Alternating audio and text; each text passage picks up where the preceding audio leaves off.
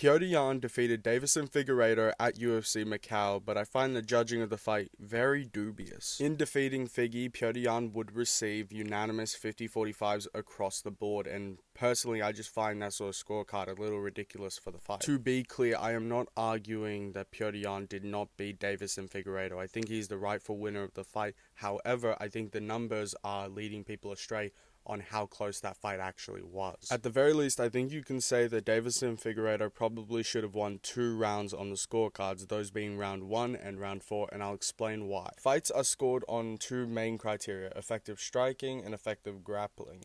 I think in the first round there's not much of effective striking.